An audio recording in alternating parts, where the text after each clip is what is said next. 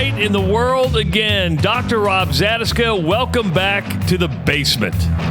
This is like outstanding, by the way. And it's not done yet. I mean, we got to get a lot of decorations up on the wall, but it's a functional studio finally, and it just feels like normal again, doesn't it?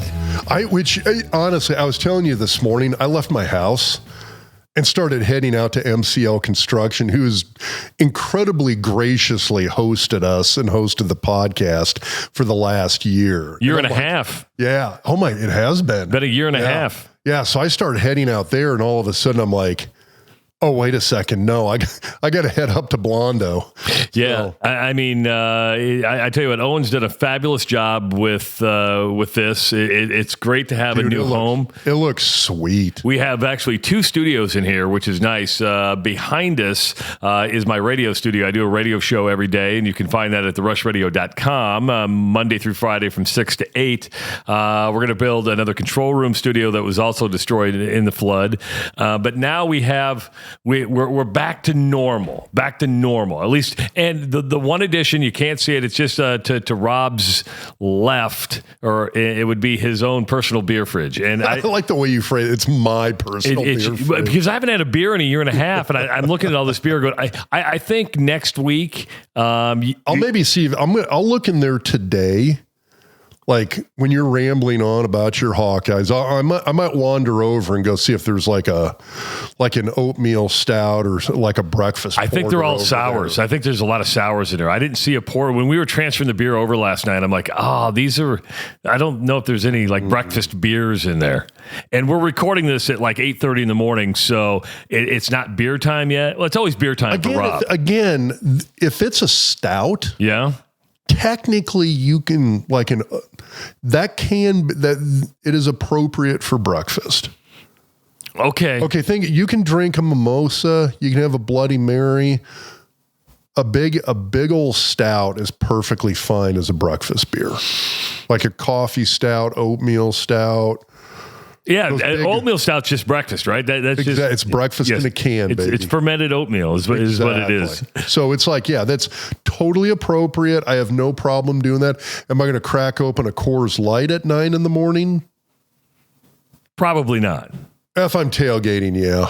I just realized, if we're up tailgating at Augustana, we might crack open a Coors Light at 9 or 9:30. But yeah, so the beer fridge is here. That means we're accepting beer shipments again. So I mean, not to beg for beer. It's not like we don't have any. That thing is like packed. No, there's still a lot of room in there. Believe it or not. I mean, that holds that is actually a very nice sized beer. Yeah, I mean, I think it holds like 148 cans of beer, and it's maybe half full, maybe a little bit more than that. I literally just had the 99 bottles of beer on the wall. Just popped in. That song just popped. So we've always gotten the beer from Pennsylvania, from Jason. We've gotten beer from Atlanta, from Arkansas. So again, if you want to help us stock the beer fridge, we are now accepting beer once again, and it's good to be back in the basement and rolling on through. If you found this podcast through HuskerMax.com, I want to thank Joe Hudson. I want to thank David Max for helping really push this podcast out. We've been a great partner of Husker Max for the last several years. They've been very supportive of the podcast. We want to thank Husker Max for sending this podcast out. Now, the biggest news in Nebraska on Saturday was not Nebraska beating Houston Christian. Wasn't even close to being Nebraska beating Houston Christian. Yes, we're going to get to the game. It was a boring-ass game. The biggest news was Bud Crawford and Canelo Alvarez, and Bud Crawford, wearing his Omaha shorts. Some of the people in his ring wearing Husker gear. He becomes the undisputed champion in his third different division. Light middleweight? I forget which one it is. I mean, this is his third different division. And what a crowd at Allegiant Stadium in Las Vegas last night. I know Matt Rule actually got on a plane after the game and flew to Las Vegas to watch the fight. Simply an impressive fight last night from Bud Crawford. So I'm a boxing fan. I've never really gotten into the mixed martial arts as much, but always been like when I was a kid. I mean, we were talking about this beforehand. When I was in high school, my buddies and I would get together, and that was back Sugar Ray Leonard, Marvin Hagler. I'm still pissed about that one. Hagler won that. I mean, think about it. You and I grew up at a different time. You and I grew up when the heavyweight division was still a prominent division. We grew up with Roberto Duran, Thomas Hearns, Hagler, and also Sugar Ray. Sugar Ray Leonard was my favorite fighter growing up. I was a Hagler guy, and I get it. I mean, you pick sides. Yeah, I loved Hagler. I mean, you look at the heavyweight division. Dude, you had Michael Spinks. Leon Spinks was kind of past his prime, but Michael Spinks was heavyweight champ. Larry Holmes was still fighting. Evander Holyfield. Tyson hit the door when I was in junior high. That was when Tyson became champ. And I mean, I still remember waking up after that fight in Tokyo because the fight took place at like 3 a.m. I remember waking up and turning on the radio. Buster Douglas. And it was Buster Douglas. And I remember the news guy on the radio was like, all right, in sports news, wait, what? Like it shocked the news guy. This one, it would be the classic, like truly come across your desk and you'd get the sheet and it'd be the first time the news guys would see it. And they were in shock about it. But I mean, that was an amazing era for boxing because there was just so many compelling fighters. And I mean, Crawford's he's a compelling fighter. It's not just that he's from Omaha and lives and trains here near pretty much year round. He's a compelling fighter in his own right, and it's amazing to see what he's done. And I mean, the fact he went up, two weight classes? 2 weight classes for this. And he put on a clinic against Alvarez last night. Now, you're right. He's an amazing fighter. But we have to also keep in mind, we have local bias, meaning we've watched Bud Crawford since he was fighting in the Golden Gloves. I remember going to watch him in the Golden Gloves. He's going to be 38 years old. Local bias will tell you that Bud Crawford's one of the greatest fighters of our time. Nationally and worldwide, they're not going to know that because he got caught up in the politics of boxing that has absolutely ruined the sport since the days we were watching it when it was just the WBA, the WBC. We didn't care about Showtime, HBO. He got caught up with Bob Arum and Top Rank Boxing, and it screwed him. Let's use last night. Canelo Alvarez got $100 million last night. Bud Crawford got 10. Tell me what's fair about that. It's not. But on the flip side, the benefit for Crawford in this fight is that you're going up 2 weight classes against a guy that was Alvarez's third loss? Third loss, and he's fought, that was like his 70th fight. I mean, he was like 63-3 or 63-2 or 64-2, something like that coming in. You're going up against a bigger, heavier fighter, which, I mean, they weighed in the exact same. Crawford's actually a little taller than Alvarez and has better reach, more reach. But that's a big bite to the sad thing is right there for Crawford. And it's one of those fights though that I think people are going to look back on and go, okay, every so often, Crawford did get that fight where it was a big matchup. It was a big test. And the pundits were like, yeah, I don't know if Crawford's going to win this. As good as he is, I don't know if Crawford's going to win this one. And he has won those fights. There haven't been as many of them as you would have liked to have seen. And when you talk about Abrams and the politics, the money politics, the money politics. The sad thing is, we got to remember what boxing is. Yes, it's a sport, but it's also entertainment. And the big knock on Bud was he lacked charisma. He lacked that flashy. He didn't make it about him, right? I mean, you have these boxers. I'd agree with that. And they're like, you're not promotable. So as much as Bud was considered the best pound for pound fighter and is considered the best pound for pound fighter out there, he just did not get those opportunities. And the sad thing is he's going to be 38, I think, next month. They asked him after the fight last night, is this your last fight? And he was like, well, I'm going to sit down with the family and we're going to talk about it. Well, because age starts to catch up with you. That's a sport where age is going to catch up with you. And you're like, and he's already, I mean, both he and Alvarez were Because I think Alvarez was, 36? Yeah. 36, 37. Yeah. Crawford's 37, soon to be 38. And so you're at the tail end of your career. Yeah. Now, I think what has helped, especially last night, and credit Canelo Alvarez, who said afterwards, hey,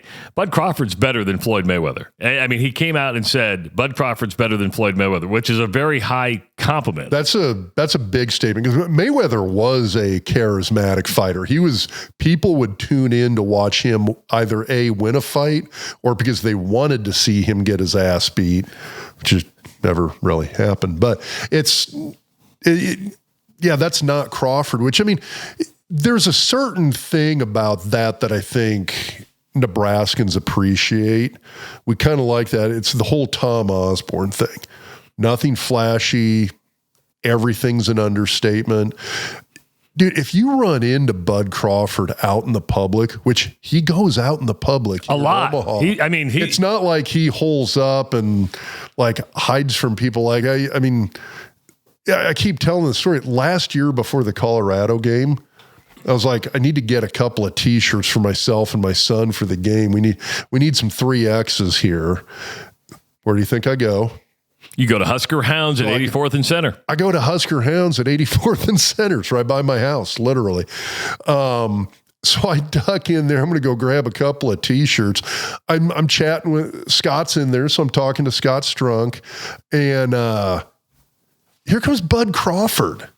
I'd say zero entourage. He was with his family. So he's got his whole family with him. So there's like 5-6 people. They're getting all their Husker gear for the game.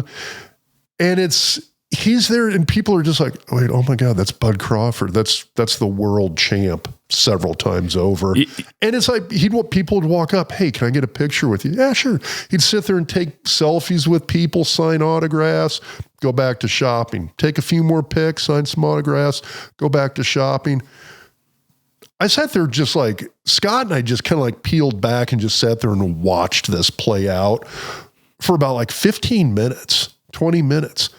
Nicest guy ever. He's sitting there taking photos with fans left and right. And then he's like shopping for Husker gear, just like the rest of us. It's a reminder that even though you're super famous and super rich, you're still human. I got to go get some gear. Let's go to Husker Hounds. But, I mean, like I said, just kind of watching him out in the real world, he's just a regular dude. He seemed like an insanely nice guy. I mean, I thought he was incredibly patient, because he probably, in the time I was there watching him, he probably took about 50 selfies and signed 100 autographs for people. True story. So Anjanette taught at an elementary school this summer when she was doing summer school, and they were doing geography, and they brought up Dubai. And do you know where that is? Kid raised her hand. I've been to Dubai. Been to Dubai a couple times. Well, it was Bud's kids. So one of Bud's children. And then Anjanette's like, because Anjanette's not a huge sports fan, but she's like, oh, okay. And then it was like, yeah, his dad's Bud Crawford. And then Anjanette, takes the kid outside when they get ready to get picked up from school. This is before training for the Alvarez fight really kicked into high gear. Bud pulls up, picks up the kids, takes him home. He's a dad. There you go. But yeah, it'd be interesting to see if he fights again. Max Kellerman asked him that question, and he was non-committal. He'll do anything for. To me, Bud Crawford shouldn't fight again unless he's going to get $100 million payday. I mean, you can't fight for. It is kind of a weird situation. It is. You get $10 million, and you're like, yeah, not worth it. I mean, he has nothing to prove anymore. The guy literally has nothing to prove. He's won undisputed championships in three weight classes. Who do you fight? Alvarez again, but I don't want to see that again. Yeah, I don't want to see that again either. And I thought Alvarez looked good last night. I mean, it wasn't one of those fights where you're just like, oh, God, he's off. That was Crawford just put on. You said it earlier. Crawford put on a clinic. It was a clinic. And now he took some shots in the later rounds, but the round that stuck out to me, and it probably won't be everybody's favorite round, I thought he really locked up the fight you said the 5th, I said the 9th. I thought the 9th he really locked it up. The 5th is when he took it. Locked it up. 5th, 6th was where I thought there was like a little bit of a flip got switched. And you saw other people, if you read up on the fight this morning, that's where a lot of other people were like, he was kind of like, all right, we're doing this now. So I thought 5th was where I thought I saw a little bit of he kind of kicked it into gear. And they even said that on Netflix last night. Is that the 5th is when he took it up to a notch. And then in the 9th, he got a couple blows, and I'm like, oh, he just won it right there. So congratulations to Bud Crawford. An amazing feat. Good for the state of Nebraska. Good for the city of Omaha. They never got it done.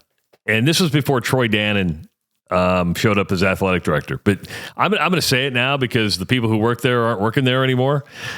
They were trying to get a Bud Crawford fight in Memorial Stadium. Dude, that would be freaking amazing. So after they did the volleyball thing, the next big idea is what could they have done at Memorial Stadium? And there was discussions on how to get a fight at Memorial Stadium. That would have been incredible. Yeah, it would have. Which, like anything you do there is going to be incredible. I mean, you put the the largest crowd in Memorial Stadium history was there for a volleyball. Yes. A volleyball. I was going to say a volleyball match, but you had 4 teams. It was basically for a 4-team round robin. I mean, it's for volleyball. They set the stadium record.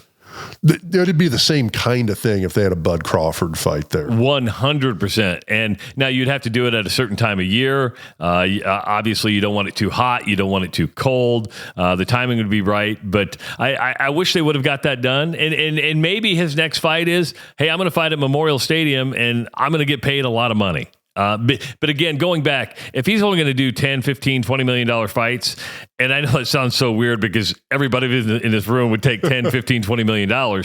But if you're not getting the payday like Canelo Alvarez did, it ain't worth it. You have nothing left to prove. You've won 3 undisputed championships in different weight classes. If I had a $10 million payday, you'd be in Florida right now? You would never see me again. We'd be doing this podcast by StreamYard.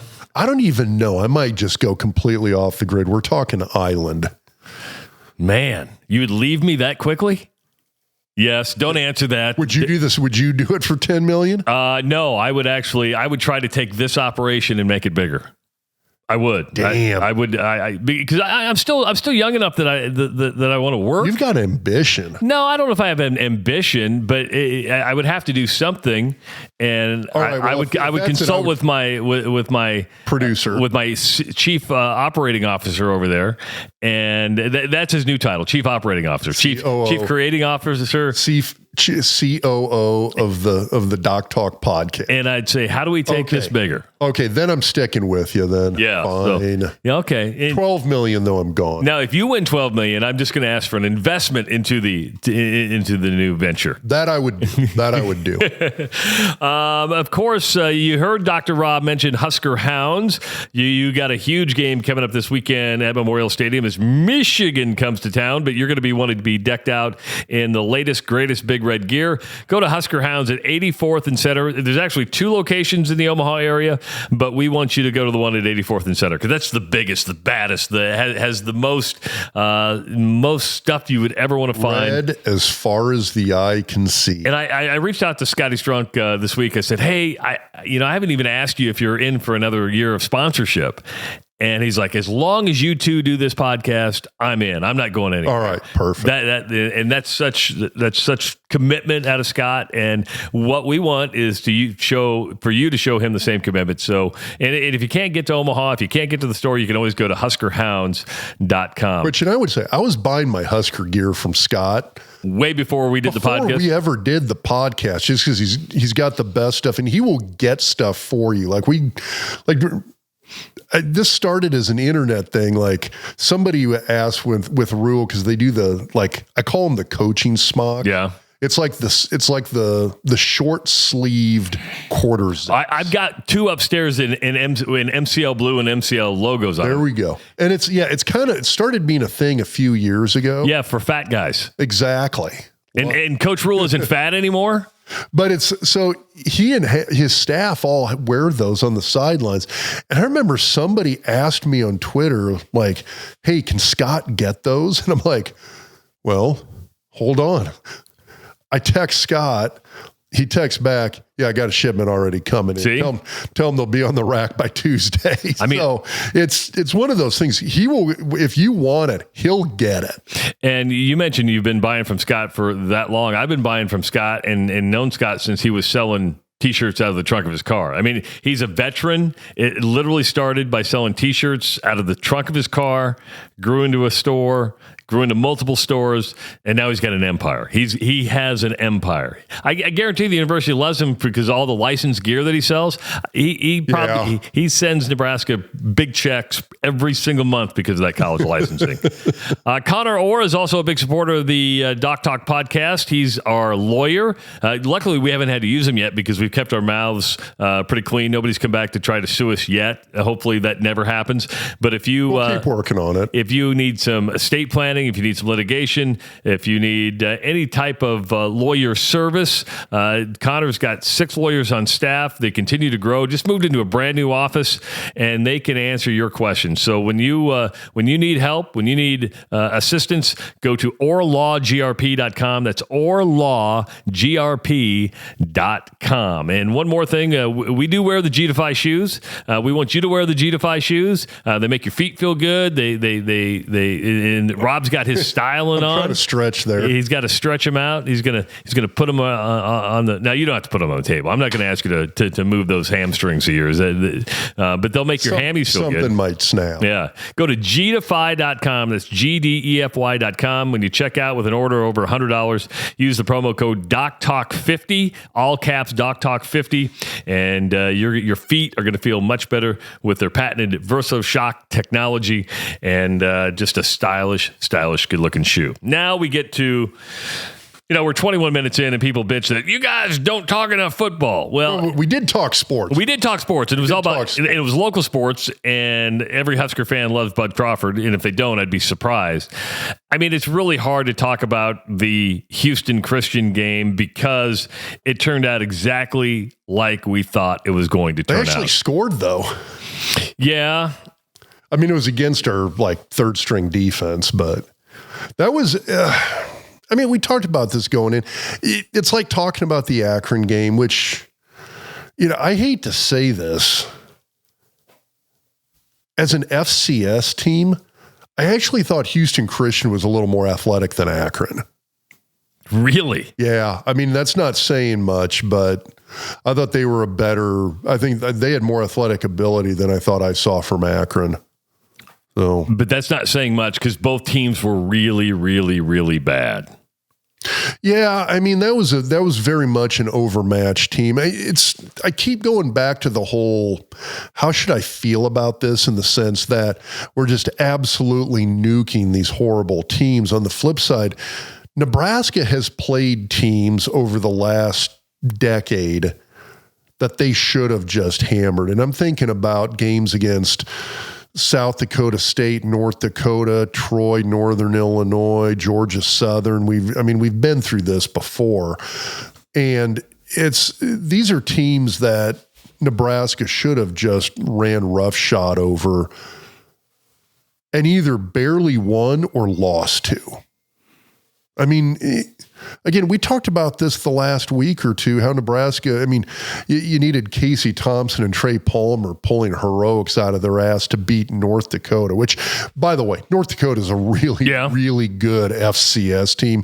That whole Missouri Valley grouping of teams with the Dakota schools, those are teams that are they're basically on the same level, I would say, as a group of 5 FBS team. Yeah. I think they're going to give the big dogs a hell of a fight no matter what. And so there's something to be said for those teams, but still, when you're Nebraska and you're needing heroics to beat an FCS team, that's kind of sad. When you're playing a former FCS team in Georgia Southern and losing, when you're losing to Northern Illinois. I mean, this is, I don't know if embarrassing is about the only word I've got for it. I mean, but that was a couple years ago. Yeah, and I understand Northern Illinois is one of these teams that they upset Notre Dame. They knocked off Georgia Tech a few years ago. They've got a really good coach there. They've got a solid program in the MAC. But we're talking about Nebraska, and we're talking about what Nebraska is trying to become and has been in the past, and that's embarrassing when you see that. They're doing to a team what they should be doing to that team, and I would hope that shows a little bit of a sign of maturity in terms of the direction that the program's going, that they're not taking a step back here. They're not relaxing.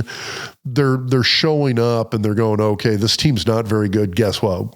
We got to be perfect against these guys. We're going to do to these guys what we should do. The technique's going to be there. The execution's going to be there.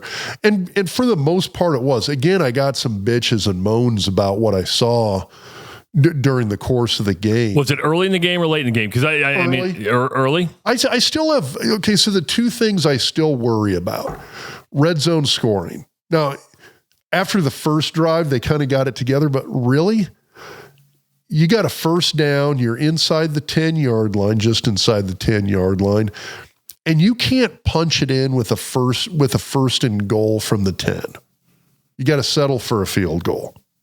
I understand first drive of the game, you're still kind of trying to figure these guys out. How are they reacting? What kind of reads is the defense making against our different fronts? That type of stuff. But we saw that against Akron, and we saw it again on that first drive of the game. Got to shore that stuff up. When you got a team that is, I mean, we're talking light years below you in terms of overall athletic ability. Again, I still thought they were better than Akron, but you've got a team that just is not a matchup at all, and you got a first and goal, punch it in. I don't care if it's the first drive or the last drive. You got a first and goal against those guys, punch the damn ball into the end zone. No, you're nitpicking now. Right? I mean, no, I don't know if I am. I think the offensive line needs to just start freaking killing guys. You need to be pile driving a defense like that into the dirt, and the ball carrier needs to be walking into the end zone untouched. If you got a first and goal from the 10 against an FCS team, and you got to settle for a field goal. So what you're saying is, and we'll get to Michigan in a bit, if this is Michigan, you understand the field goal because it's apples to apples. Totally different situation. Okay. I'm not talking about doing this to Michigan. I'm talking about doing this to Houston Christian. Yeah, that should not happen. And again, then the rest of the game, we saw how things should be. But you gotta be locked into the point where you're just going to destroy these guys. Play one, drive one to the very finish. Put that ball in the end zone. I'm kind of disappointed about that. The other thing that still kind of gets me a little bit is when I'm watching the interior of the defense. Houston Christian's offensive line was not a bad offensive line. Anytime you brought more than 4 rushers, whether it was a run blitz or a passing down blitz, anytime you brought more than 4 guys, they got overwhelmed pretty quick. They didn't have the capability to pick that up, and it showed. But they got a little movement up front, and that's something that, again, you go back to that Cincy game. That's a little bothersome to me. So small things, but and people are like, Jesus, Rob, you won 59-7. That shit was like 76-7 or something like that. What? Or what was the final? 59-7. Was it 59? 59-7. What time did you shut it off in the third quarter because you knew it was over? I'll take that as a yes. Actually, at that point, I went back to the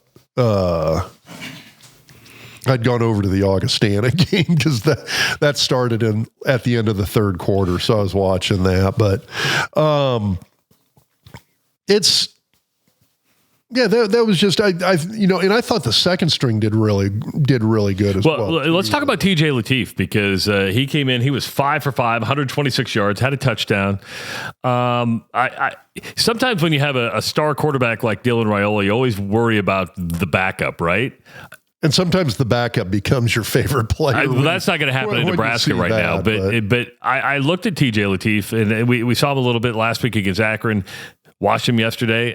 I like this kid. 3 rushes, 15 yards, which doesn't sound like much, but it's a 5 yard per rush average, which isn't bad. So, he was actually third on the team in rushing. Quentin Ives had a nice day. The thing I really did like about watching that game, the thing that stood out to me, start of the third quarter, starters were gone. So they began the third quarter with the second string, and they played as a unit. It was kind of fun to see that, especially on the offensive line.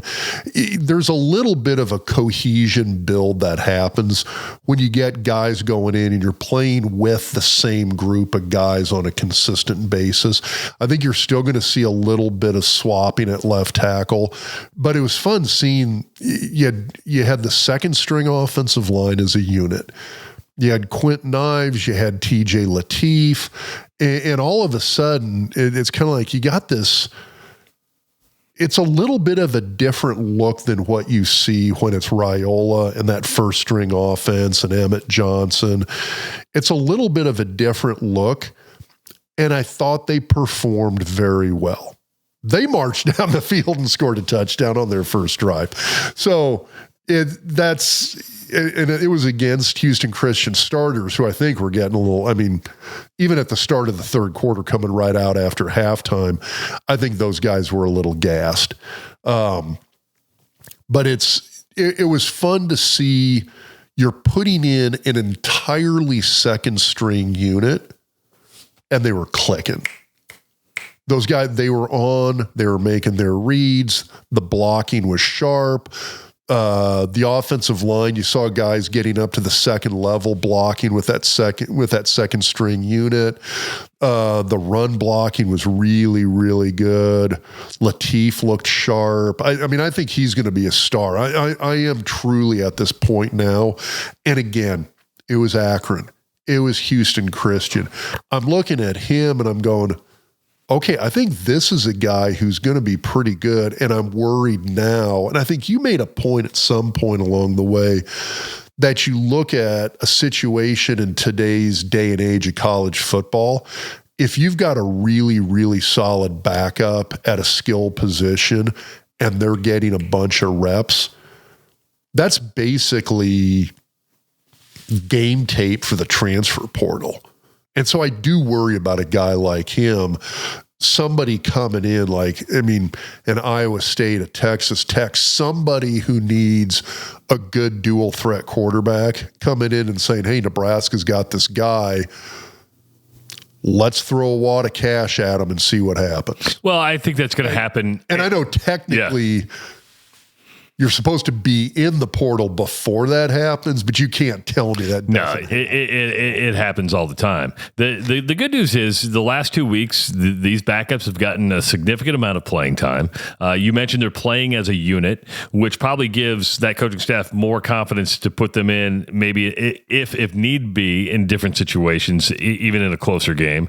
And that includes the offensive line, by the way. That's something that I think really needs some emphasis here is that you're getting a lot of these younger guys this first 3 weeks. I say younger guys, you're getting a lot of the backups because you've got some backups that are insanely experienced with Corcoran and Elijah Pritchett. And Corcoran can play guard too. I'm sure you could probably slide Pritchett in at guard if need be as well. So you've got a couple of highly, highly experienced veteran players who are backups right now. And I think that's important to have. But these guys, if you had to put a Sam Sledge in, if you had to put a Tyler Kanak in, if you had to put Mashashak in, at guard. You could do that.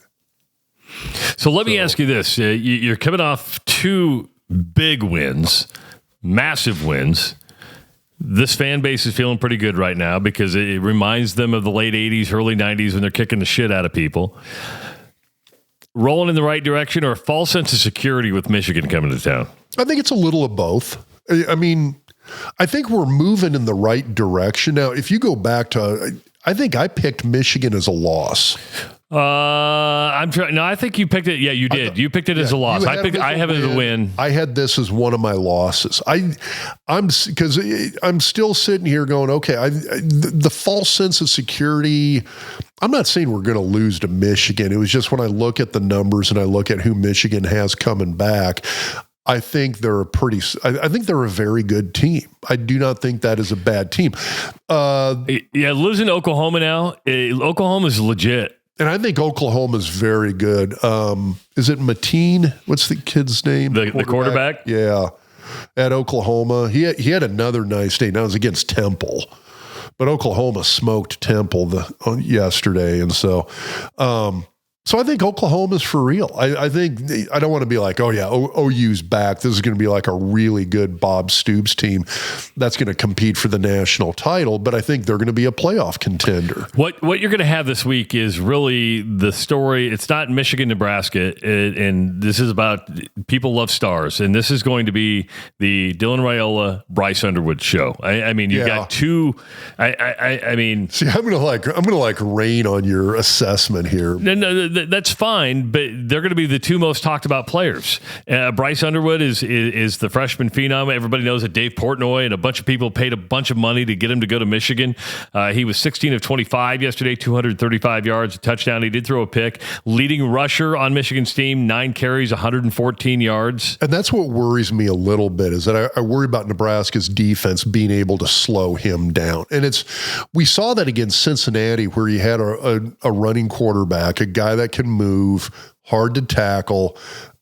Obviously, they shut down Cincy's pass game, and that's what scares me a little bit here, is Michigan will be by far and away a better passing team than Cincinnati was.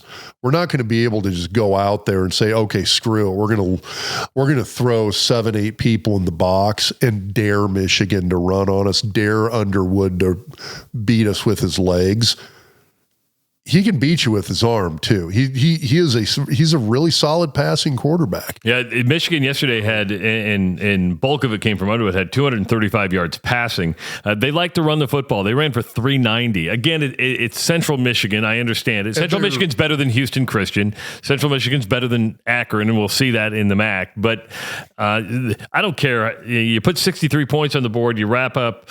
What was their total team stats? I think they wrapped 625 total yards yesterday. They did to Central Michigan what again, I talk about you do to an inferior opponent what you're supposed to do to an inferior opponent. And they did to Central Michigan what you're supposed to do. I worry about Underwood. I'm going back to that Cincy game, and I'm really worried about Nebraska being in a situation where you're going to have to try to stop a running quarterback, and we just haven't really seen that thus far this season. So that worries me a little bit. Michigan played yesterday without its head coach. It'll play against Nebraska without its head coach. Does that matter? I mean, because if Matt Rule got suspended, Dana Holgorsen could fill in and be a head coach just that. Well, and I think Rule does what I think most head coaches do, which is he delegates a lot. And I think it's a perfectly good way to do it. Osborne was not a delegator. He was a micromanager. We've talked about this 1,000 times. And so I think that's something that they're going to have to play with a little bit here, is that notion that if we did lose Rule in this type of situation, Holgerson's going to run the offense anyway. Eckler's going to run special teams. Butler's going to run the defense. I mean, I'm sure Rule's over there saying, hey, guys, can we work on this next offensive drive? Or, hey, Butler, John, on this next defensive series, I really think we should blitz more against these guys. I'm sure he's in there like giving hints and suggestions and here's big picture stuff I want to see. But I think a good head coach gives his coordinators, hey, here's the big picture that I want to see. You go execute it now. So I don't think Michigan having their head guy watching from a closed circuit TV in the back of the locker room, I don't think that shit's going to matter at all. Yeah, and you bring up Tom Osborne. I'm not saying this disrespectfully, because it was a different time. You almost wonder if he could be a head coach in today's world or as successful because of the other demands that are on head coaches right now. I mean, you look at Matt Rule and look at the content that he is producing from his, he's doing videos with players, he's doing his podcast. And Tom Osborne wouldn't have done that. To have to raise money, to have to pay players, to organize. I mean, I know he had some good advice and brought people in from a leadership standpoint, but the demands of a head coach are so different now. But I think everybody's evolved in that sense. That's fair. So, I mean, all these coaches have had to evolve into this current Tom Osborne world. would win in today's world. I'm not saying that. It's just, how would he adapt? And I look back over from you look back into that era, which I was alive in that era. I was alive in the 1970s. I watched football in the 1970s. And so you look at what Osborne did over time, where he inherited kind of a pro-style passing offense. I mean, good solid run game, pro-style offense is basically what he ran for Devaney as Devaney's O coordinator. Took over as head coach and just kept doing that, just sort of held on to that O coordinator role, never had it as a title. But there was never an offensive coordinator when Tom Osborne was in Lincoln. No. There wasn't even a guy who I would call the O coordinator who had that role, who just didn't have the title per se. Because McBride was in fact the defensive coordinator. So he was the DC D-line coach and D coordinator. So you had a true D coordinator. There was never an O coordinator. I mean, Milt Tenneper really was the run game coordinator, I think. He might have been the closest guy on that staff to an O coordinator after Osborne, but it was basically Tom Osborne. Now, you mentioned he micromanaged, but he did evolve that offense. And if you look at the evolution over time, he kind of got into the late 70s, early 80s, and he was trying to hold on to that pro-style passing offense when Turner Gill hit the door, and all of a sudden he realized, I can use this guy's running ability and create an entirely new dynamic here. And that transformed. And I remember by the time we got in the early 90s, all of a sudden, we're running our entire option package out of shotgun. We're running our power package out of shotgun. We're running our zone package out of shotgun. And all of a sudden, I'm like 5 years after Osborne had retired, I remember looking back at that time period, 92, 93, 94, and going like, oh my God, he invented the spread option. He did. I think Urban Meyer, Urban Meyer kind of gets credit for it, but I think... And even Urban Meyer has commented on the ideas he got from watching Osborne's offense in the early 90s. But there was a huge amount of evolution in that offense over the decades. And so my point here is it's not about Nebraska's offense evolving. It's that I think a guy like Osborne, if you did want to put him into this world, if he was around, I mean, if you right now were going to say like, hey, we're firing Matt Rule and we're bringing you in as the interim coach, that would be tough. But if he was the head coach over this evolutionary period, the portal period, the NIL world, he'd evolve. Let me give you an example. Is that the craziness is that Kirk Ferentz from Iowa won his 206th game at Iowa yesterday. He becomes the all-time winningest coach in Big Ten history, passing Woody Hayes. And you know that I do a post-game radio show, and everybody afterwards was, congratulations, time to go. Congratulations. It got brutal, man, because it was just, this was coming from the fans. This was coming from the fans. Which, I mean, I'd be the first to admit, I think okay, here's how you know if a guy has in fact evolved, is that if you're seeing pretty much a similar product on the field before that evolutionary time period to after that evolutionary time period, which it's always evolving. But I mean, you got Ferentz who was here 20 years ago to the Ferentz now. The end product that he's putting out there, it's not hugely different. I could say it's worse. Do you okay, so here's an interesting question, because I'm thinking back to like the Brad Banks era, and I mean when those were good. When they Drew were Tate, when they're winning Orange Bowls and pumping out 11-win seasons and sending dudes to the NFL hand over fist. What's changed there? Is it a recruiting thing? Is it a development thing? Is it?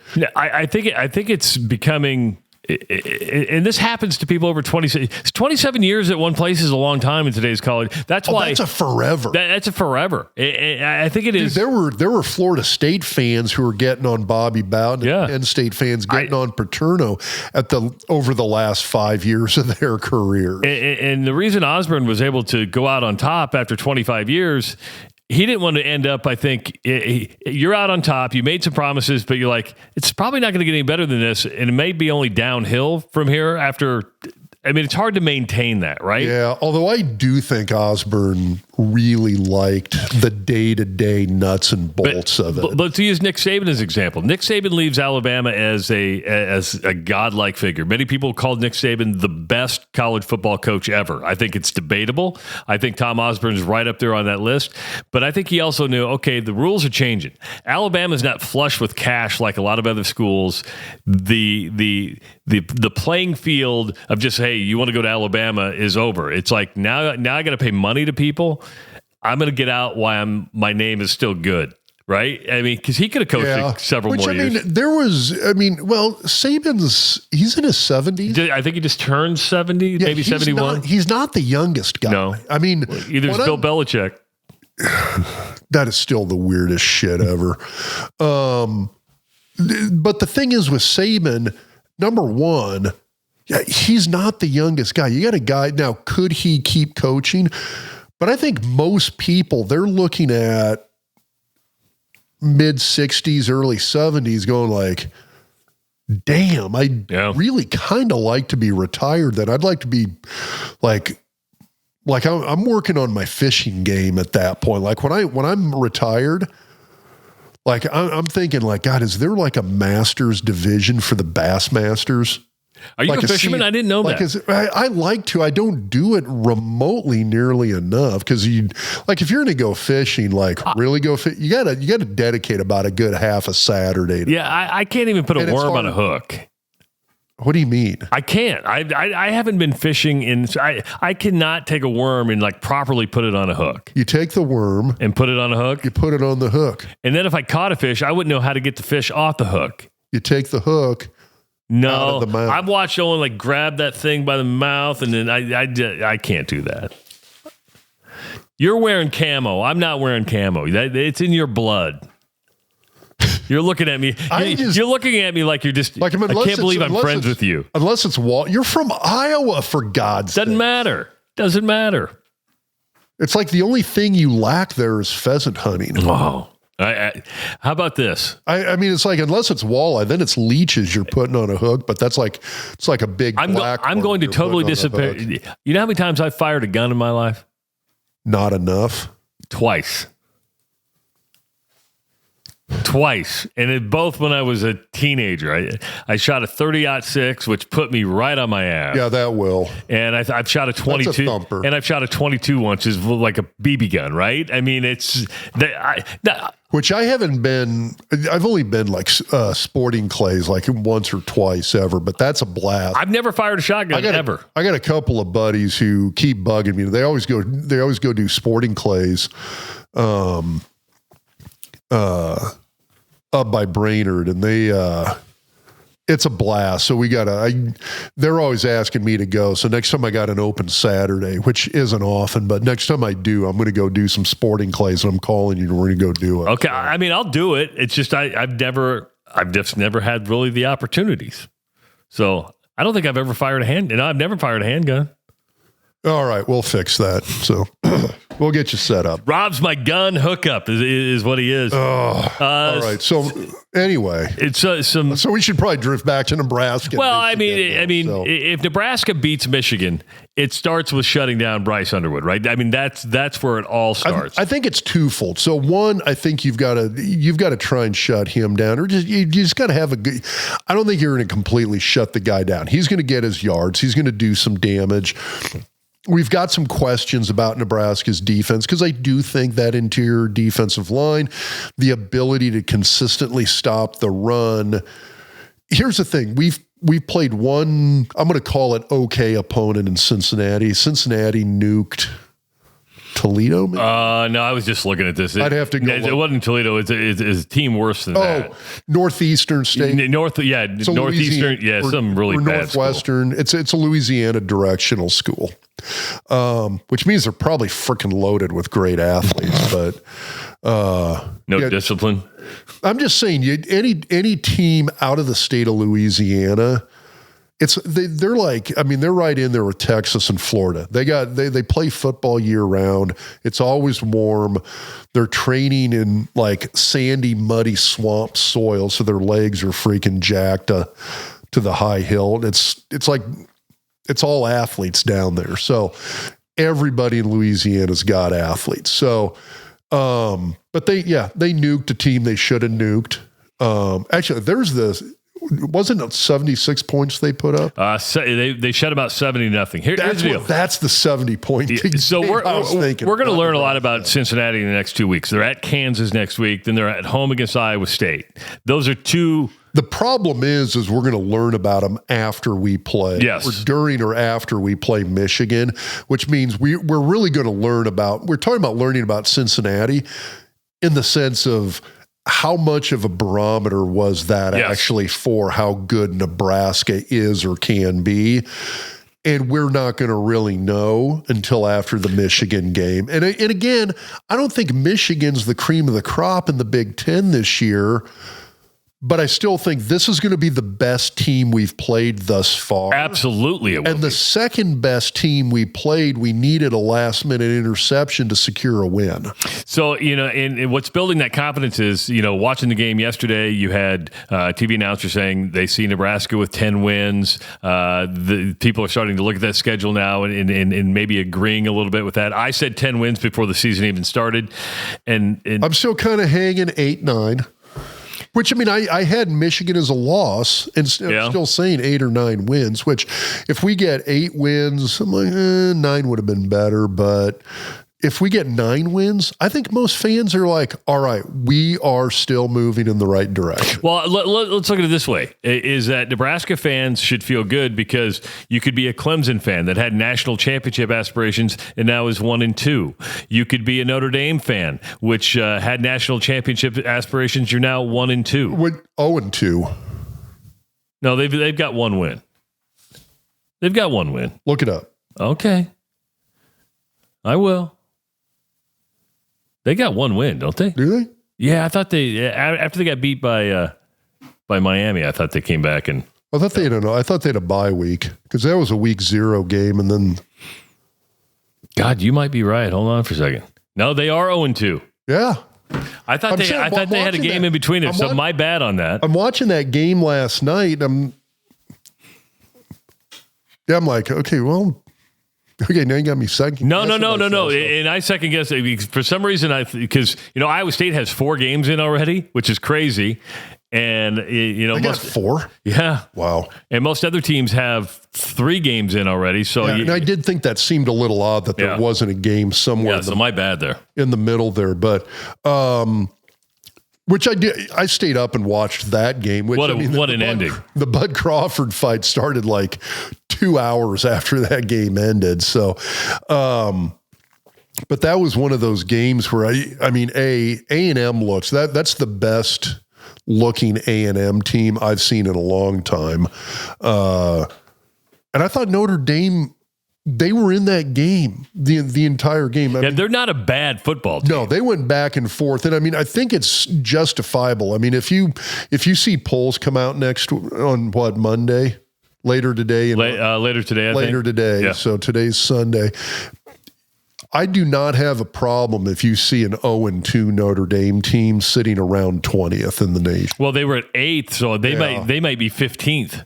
I mean, I don't know how far they're going to drop. Yeah, I think they've got two tough losses against two very good teams. So, Kansas State, Chris Kleiman's a good coach, man, but they got beat by Arizona the other night. Now 1-3. Yeah, that's a rough start to the season, which that's still one of these teams that I look at and go, okay, you look at what they did against Iowa State in the game over there in Ireland. I still think that's a pretty good team. I think they're a top 25 team. At this point, you got 3 losses. No, but I think they can turn that around a bit. You know, you played in Tokyo, but that was the last game of the season against Kansas State. We've heard about you start a season overseas, you get beat. Can that just totally demoralize you, or is just Kansas State? I think it did, in the sense that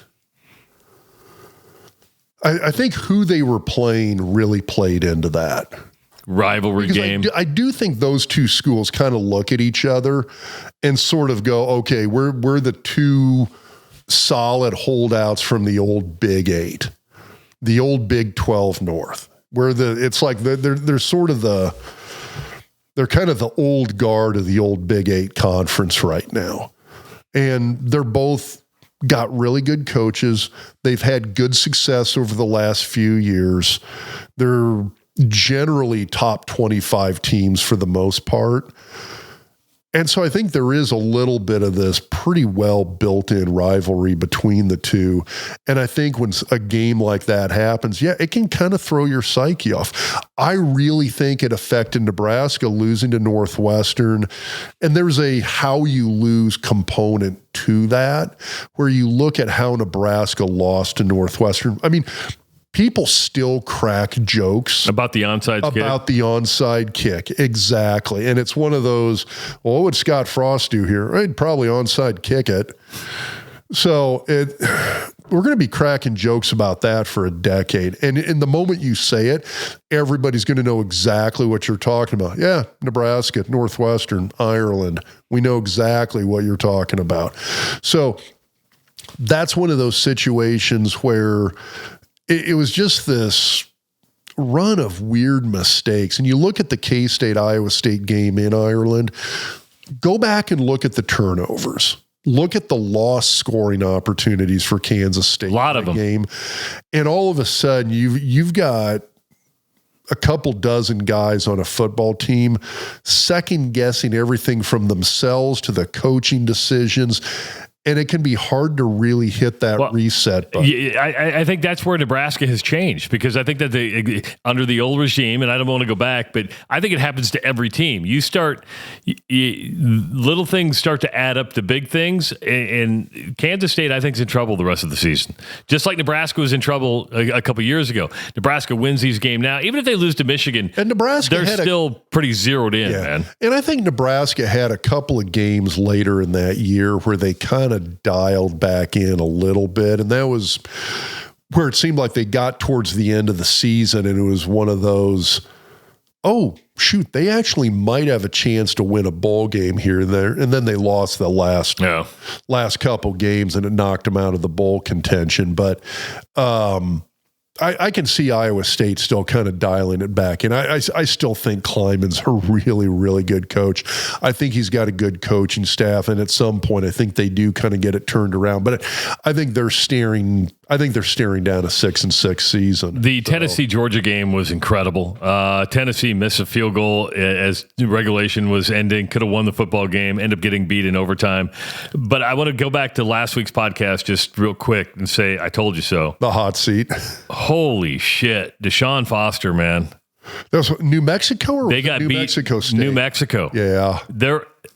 It's bad. I don't know how you can't fire that entire staff. You can't fire the entire staff because you need a staff, but that coaching staff looks lost on the field. They don't look like they know how to coach. Which, I mean, last year UCLA had an okay season. Yeah.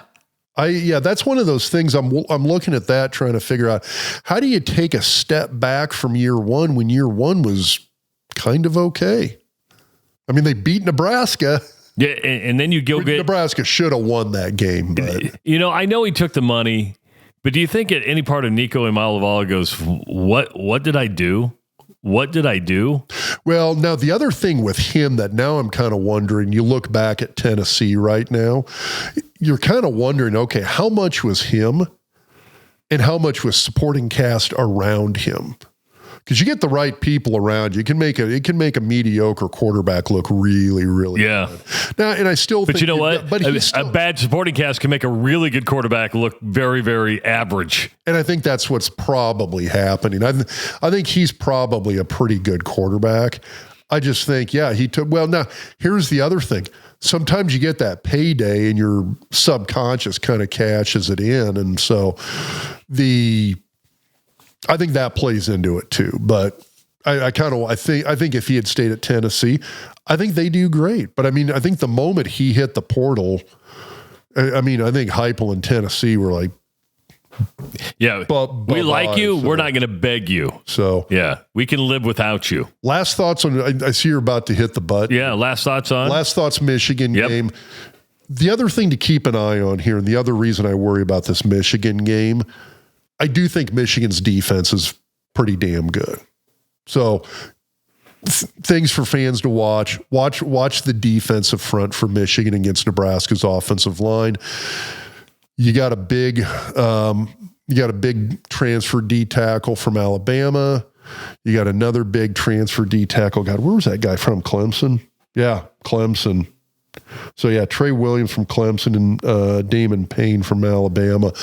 Couple of really good guys on the defensive front. And the place I look at with this is kind of where I go back is watching that Oklahoma-Michigan game. Oklahoma, I think, has a very good offense. You held that offense to 24 points. That's not a typical showing for Oklahoma's offense right now. It's just, I think Oklahoma's defense is amazing, and they shut down Underwood. Michigan's defense played a really good game against OU, and I expect that's going to happen against Nebraska too. So you're not going to see the offensive productivity that we've seen the last 2 weeks against this Michigan defense. All right, 2 questions for you. Nebraska beats Michigan if? God, that's a great question. If Nebraska can establish any kind of consistent run game. Okay. If we get an even halfway consistent run game and don't turn the ball over, I think Nebraska wins the game. Nebraska loses to Michigan if it becomes the Dylan Raiola show. If Raiola has to be the only guy we got, and it's one of these, okay, he's going to have to win this for us, we lose this game. There you go, folks. The doc has spoken. It's like the word of God coming down and giving you the information you need. It all comes down to run game, which also means it all comes down to the line. It's good to have life back to normal. We're back in the basement. We got a beer fridge. The only thing we have to do now is to decorate. Get this. I called Dr. Rob. I said, hey, we could put a framed 56 jersey right behind you. Do you have a framed jersey? And you don't. I'll run by our friends at Awards Unlimited or one of those spots and get it framed. Yeah, you're gonna pay framing it. That was like $400. We got the American. I know. It's like $500. It looks nice though. It does. It's gonna look good. I think it's gonna go right above the mantle. That looks badass. Yeah. So, but we got the decoration to do. But we're back to normal in the basement, and we're it's good to be. Where's my nap couch going to go? Ooh, I don't know if we have room for that. As soon as we get the other part of the basement done. Again, I'll get a nap futon down here. Again, thanks to Husker Max for helping distribute this podcast. Big thanks to Husker Hounds. Make sure to get your big red gear at Husker Hounds. And Connor Orr at the Orr Law Group. When you need a lawyer, go to orlawgrp.com. For Dr. Rob Zatechka and Travis Justice, we will talk to you next week on the Husker Doc Talk Podcast.